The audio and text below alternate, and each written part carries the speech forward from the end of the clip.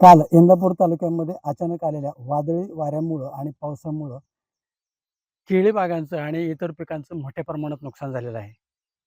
या केळी बागा लहान मुलाप्रमाणे सांभाळलेल्या शेतकऱ्यांनी त्या केळी बागा आज पूर्ण सपाट झालेली आहे. म्हणजे केळीची येण व्हायला सुरुवात झालेल्या होत्या. अशा केळी आता भुईसपाट झाल्याने शेतकऱ्यांचं मोठं नुकसान झालेलं आहे. आपल्याबरोबर इंदापूर तालुक्यातील बावडा गावातील घोगरे कुटुंबाची 10 एकराची केळीची बाग होती. त्या केळीच्या बागेवरती आता ह्या वाऱ्यामुळं भुईसपाट झाली. काय सांगाल, की ह्या केळीच्या बागेचं तुमचं कसं व्यवस्थापन होतं आणि आता नेमकं हे काय झालंय?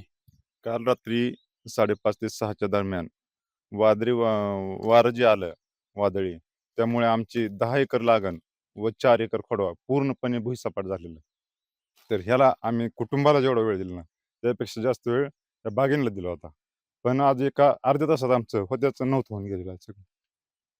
साधारणतः ह्याला किती खर्च याला आम्हाला साधारण एकरी 2 ते 2.5 लाख रुपयापर्यंत एकरी खर्च आलेला आहे.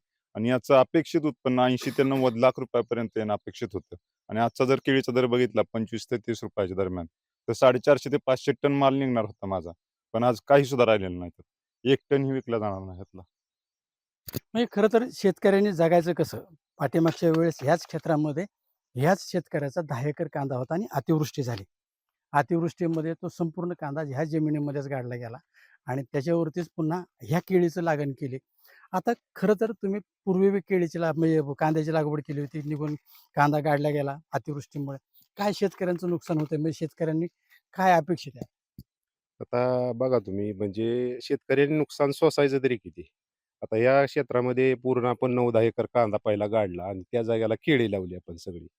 केळीची लागवड केली. लागवड केल्यापासून त्या केळीला कमीत कमी हार्वेस्टिंगला जाईपर्यंत ₹2,00,000 एकरी खर्च येतो. आणि कांदा गाडला तो नुकसान झालं म्हणजे ते पण अतिवृष्टीनंच नुकसान झालं. मग आता शेतकरी उभा राहणार कसा?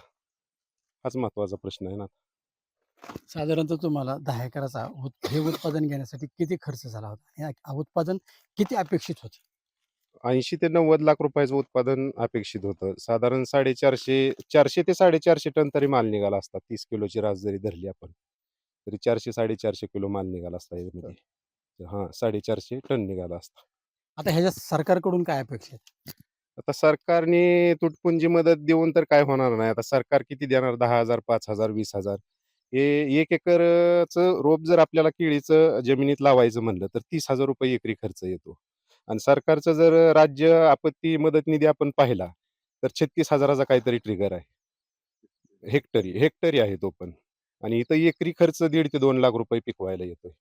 तर काय सरकार मदत आणि शेतकरी सरकारच्या या तुटपुंज्या मदतीनं कसा उभा राहणार? तर सरकारला माझी एकच मागणी आहे, हे केळीसारखं पीक, पीक विम्यात समाविष्ट करून घेतलं पाहिजे. ह्याला जर आज पीक विमा असता सरकारकडून, तर आम्हाला सरकारकडून मदत मागण्याची गरज पडली नसती.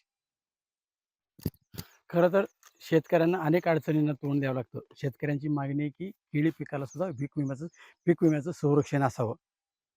मधुकर गालांडे, न्यूज 18 मराठी, बावडा, इंदापूर.